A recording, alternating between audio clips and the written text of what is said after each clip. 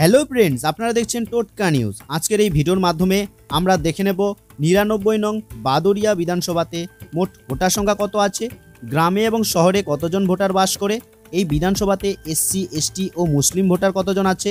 তাছাড়াও আমরা দেখে নেব এই বিধানসভাতে 2021 বিধানসভা ও 2024 লোকসভা ভোটে কেমন ফলাফল হয়েছিল। তাহলে আসুন এক এক করে সব দেখে নিই।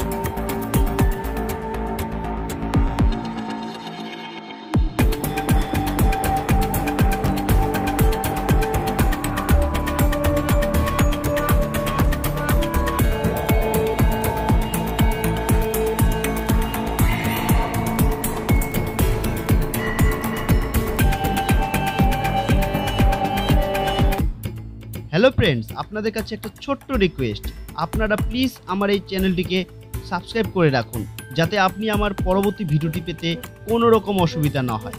আর হ্যাঁ, আপনারা অবশ্যই জানান আপনি কোন বিধানসভার অন্তর্গত এবং কোন দলকে সাপোর্ট করেন, জানান আমার কমেন্ট বক্সে।